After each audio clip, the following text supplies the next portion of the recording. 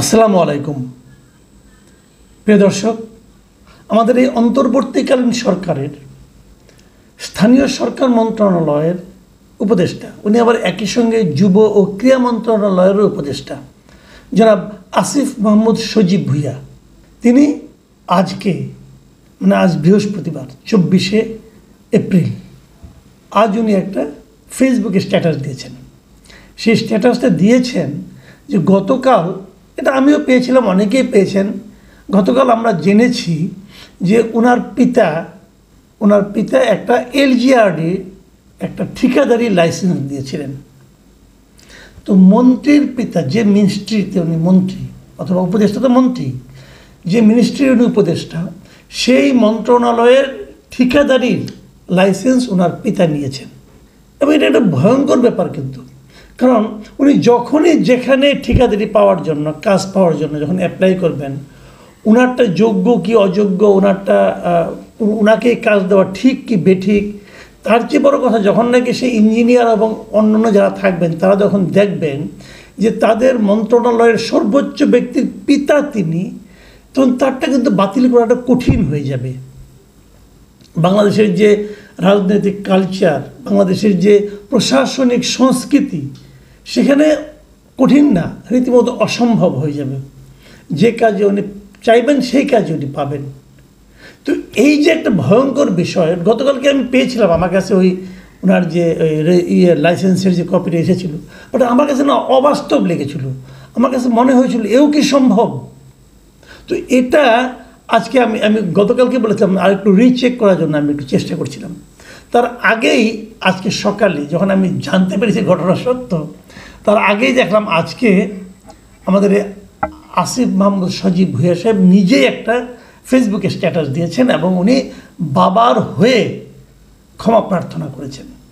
এবং উনি কি লিখেছেন সেটা আমি একটু পড়ে শোনাতে চাই, পুরোটাই পড়ে শোনাতে চাই। এই কারণে চাই যে আমি ওনার বক্তব্যটা, উনি ক্ষমা চাওয়ার পরে উনি কি বললেন, এবং এখান থেকেই আমি ওনার মানসিকতা, এই সরকারের মানসিকতা, এই সরকারের কর্মকাণ্ড সম্পর্কে একটা ধারণা পাওয়ার চেষ্টা করছি। আমি চেষ্টা করছি, কাউকে দেওয়ার চেষ্টা করছি না। শুনুন উনি কী লিখেছেন। উনি লিখেছেন, প্রথমেই আমার বাবার ভুলের জন্য ক্ষমা প্রার্থনা করছি। বাবা কিন্তু ক্ষমা প্রার্থনা করেন নাই, পুত্র ক্ষমা প্রার্থনা করতেছেন। ওকে, তারপর শুনুন, গতকাল রাত 9টার দিকে একজন সাংবাদিক কল দিয়ে আমার বাবার নামে ইস্যুকৃত ঠিকাদারি লাইসেন্সের বিষয়ে জানতে চাইলেন। বাবার সাথে কথা বলে নিশ্চিত হলাম তিনি জেলা পর্যায়ের, জেলায় নির্বাহী ইঞ্জিনিয়ারের কার্যালয় থেকে ইস্যুকৃত একটি লাইসেন্স করেছেন। বিষয়টি উক্ত সাংবাদিককে নিশ্চিত করলাম। তিনি পোস্ট করলেন, নিউজও হলো গণমাধ্যমে, নানা আলোচনা সমালোচনা হচ্ছে, তাই ব্যাখ্যা দেওয়ার প্রয়োজন বোধ করলাম।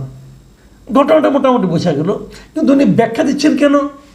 উনি ব্যাখ্যা দিচ্ছেন যেহেতু এটা নিয়ে নানা আলোচনা সমালোচনা হচ্ছে, আলোচনা সমালোচনা হওয়ার জন্য উনি ব্যাখ্যা দিলেন। কিন্তু ঘটনাটা সঠিক ছিল কি বেঠিক ছিল এটা নিয়ে ওনার কোনো বক্তব্য নাই। উনি ব্যাখ্যা দিচ্ছেন যেহেতু এটা নিয়ে আলোচনা সমালোচনা হচ্ছে।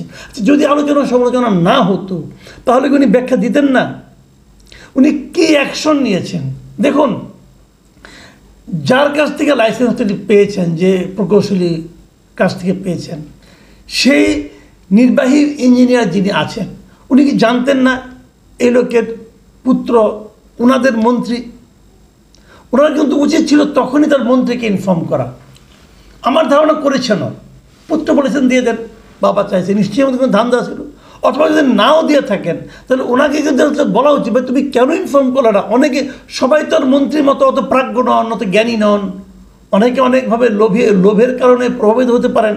ওনার তো খালি পিতাই না, ওনার তো আরও অনেক আত্মীয় স্বজন আছে, তো তারাও তো আসতে পারে। তাদের সবগুলি কি উনি এভাবে দিয়ে দেন? এটা কিন্তু বড় পয়েন্ট। উচিত ছিল যে তাকে ইনফর্ম করা। এবং আমি যতটুকু জানি ওখানকার অনেক ইঞ্জিনিয়ার, কুমিল্লার, মুরাদনগরের অনেক ইঞ্জিনিয়ারই কিন্তু এই সজীব ভুঁইয়া সাহেব নিজের লোকদেরকে ওখানে বসিয়ে দেন। নিজের লোক কীরকম, যেমন ওনার পিএসের এলাকার লোক বসানো হয়েছে। এগুলো খবর অলরেডি আমি পাচ্ছি, আরও পাবো, পরে ডিটেল জানাতে পারবো। তো এগুলো তো হচ্ছে রে ভাই। আচ্ছা, তারা কিন্তু জানাতে পারতেন যে এই কাজটা ঠিক হচ্ছে না, অথবা মন্ত্রীকে বলতে পারতেন যে স্যার আপনার পিতা কিন্তু এটা করেছেন, তখন মন্ত্রী তাকে পিতাকে থামাতেন। আচ্ছা, তারপরে উনি লিখেছেন, আমার বাবা একজন স্কুল শিক্ষক, আকুবপুর ইয়াকুব আলী ভুইয়া পাবলিক উচ্চ বিদ্যালয়ের প্রধান শিক্ষক। মাথায় রাখবেন, ওনার বাবা একজন একটি স্কুলের, একটা হাই স্কুলের হেডমাস্টার। একটা হাই স্কুলের হেডমাস্টার কিন্তু ভাই কিছুই বোঝেন না এরকম না, জ্ঞানী লোক। এলাকায় হাই স্কুলের হেডমাস্টারকে সবাই খুবই সম্মান করেন, এলাকার এমপিরা পর্যন্ত হেডমাস্টার সাহেবকে সম্মান করে কথা বলেন। আমরাও আমাদের স্কুলে যারা হেডমাস্টার আছেন অথবা যে কোনো মাস্টার আছেন, আমরা কিন্তু টিচারদেরকে খুবই একটা অন্যরকম উচ্চতায় তাদের দেখি, এবং তাদের জ্ঞানটাও আমরা ওরকমভাবে মূল্যায়ন করি যে উনি অনেক জ্ঞানী হন। তো এরকম একটা স্কুল টিচার উনি বুঝতে পারলেন না জিনিসটা কী হচ্ছে, উনি কী করতে যাচ্ছেন। আচ্ছা, উনি যদি স্কুলে হেডমাস্টার হন, তাহলে ওনার আবার ঠিকাদারি ব্যবসা করার দরকারটা কেন? একটা স্কুলের হেডমাস্টারটাকে একটা পার্ট টাইম জব, এটা ফুল টাইম জব। হেডমাস্টার তো উনি গেলে ক্লাস করে চলে আসবেন তা কিন্তু না, পুরো স্কুলের দায়িত্বটা ওনার। তো উনি আবার ঠিকাদারি করার দরকারটা কোথায়? নাকি এটা লোভ?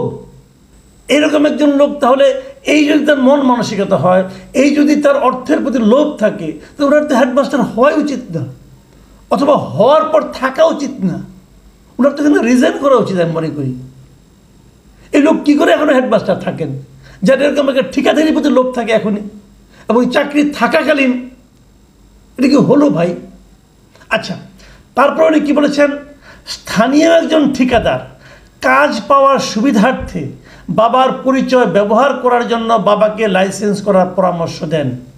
বাবাও তার কথায় জেলায় নির্বাহী ইঞ্জিনিয়ার থেকে একটি ঠিকাদারি লাইসেন্স করেন।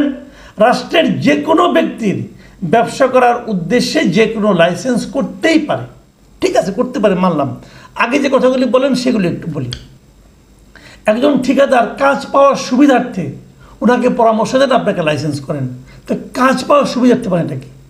ওই ঠিকাদার কাজ পাবেন ওনার বাবাকে নাম ব্যবহার করে, বাবা মানে মন্ত্রীর নামকে ব্যবহার করে ওই ঠিকাদার কাজ বাগাবেন। বিনিময়ে ওই স্কুল টিচার কি পাবেন? কিছু নিশ্চয়ই পাবেন, ক্যাশ অর কাইন্ড। উনিই পাবেন নাকি ওনার মাধ্যমে আসিফ মাহমুদ সাহেব পাবেন?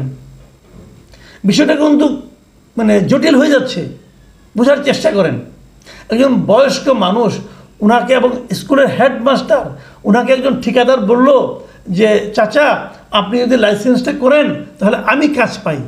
তো উনি লাইসেন্স করলে তুমি কাজ পাবা কেন? কারণ উনি জেনাতন চাচা নন, উনি মন্ত্রীর বাবা। অতএব ওনাকে সামনে রেখে তুমি ব্যবসাটা বাগাবা, এবং ব্যবসাটা নেওয়ার পর তুমিও ওরকমভাবে উল্টাপাল্টা কাজ করবা, কাজ করার নামে কাজ করবা। তোমার মন্ত্রী বাবা তোমার সামনে আছে ঢাল, কাজের কোনো মান নিয়ে কোনো প্রশ্ন উঠবে না, বিল নিয়ে কোনো প্রশ্ন উঠবে না। এই যে তুমি পাবা, বিনিময়ে চাচা কি পাবেন? চাচাও কিছু পাবেন, এবং চাচার ওই প্রাপ্তিটা কি নৈতিক হবে? এটাকে কি নৈতিক প্রাপ্তি বলা যাবে? এবং এই প্রাপ্তির অঙ্কটা কি আর কোথাও যাবে না? এটি কি হচ্ছে, এটা কি? আপনাকে এই কথাটা বলেন। আচ্ছা, মন্ত্রীর বাবা যে তার পুত্রের পরিচয়টা, এই ঘটনার মাধ্যমে আমি মনে করি এটুকু প্রমাণিত হয় যে মন্ত্রীর বাবা তার পুত্রের পরিচয়টা এলাকায় বেশ ভালোভাবেই ব্যবহার করে থাকেন। ব্যবহার যে করেন তার প্রমাণ ইতিমধ্যে কিন্তু আমরা পেয়েছি। আমি কয়েকদিন আগে বলেছিলাম একটা কথা, যে উনি একটা সভায়, যে প্রায় ধর্মসভার মতো, ওখানে যে উনি কিন্তু প্রকাশ্যে বক্তৃতা করেছেন, যে উনি বলেছেন, আমি নিজে শুনেছি, ভিডিওটা আমার কাছে আছে, যে উনি বলেছেন যে আমার ছেলে দেশের সবচেয়ে বড় গুরুত্বপূর্ণ মন্ত্রণালয়ের মন্ত্রী।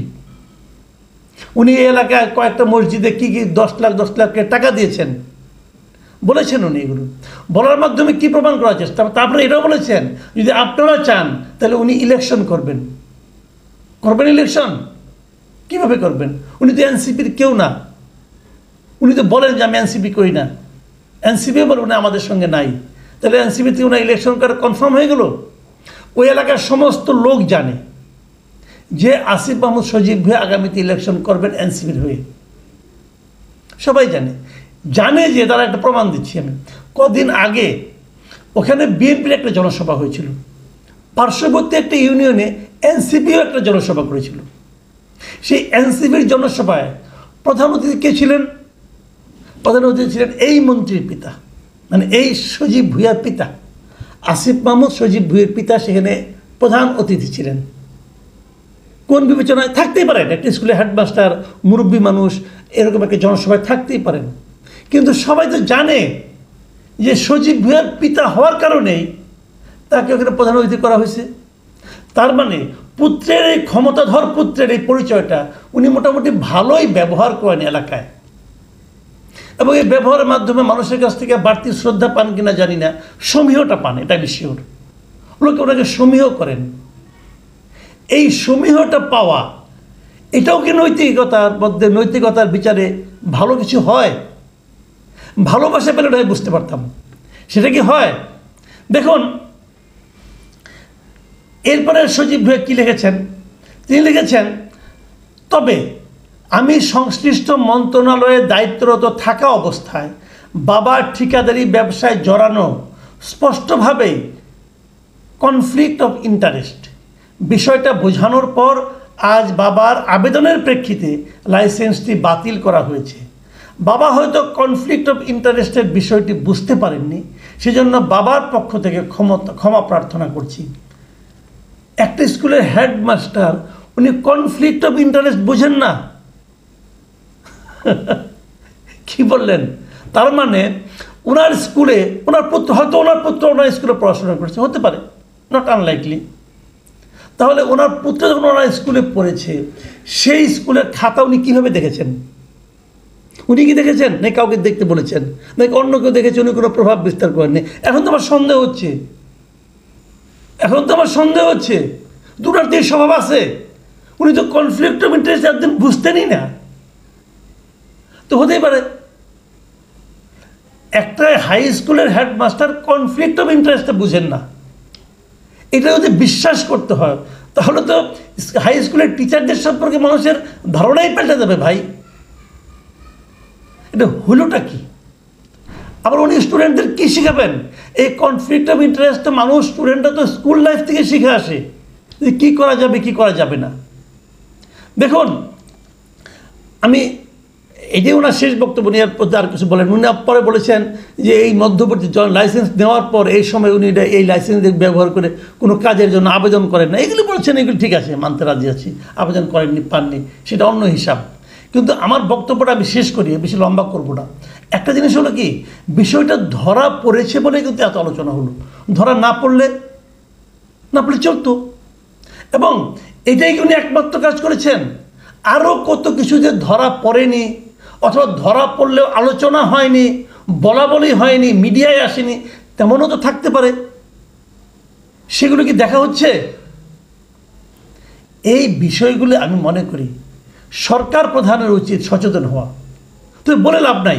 ইউনূস সরকারের যে ক্যারেক্টার আমি দেখেছি, বিশেষ করে ইউনূস সাহেবের যে ক্যারেক্টার আমি দেখেছি, উনি কোনো কিছুই শোনেন না। উনি শুরুর দিকে একটা কথা বলেছিলেন যে আপনারা প্রাণ ভরে আমার সমালোচনা করুন। আমি এখন বুঝি উনি কেন বলেছিলেন।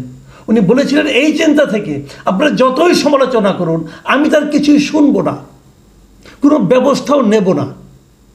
করেন আপনার সমালোচনা করে গেলে আপনারা ক্লান্ত হবেন, আমি কোনো ব্যবস্থা নেব না।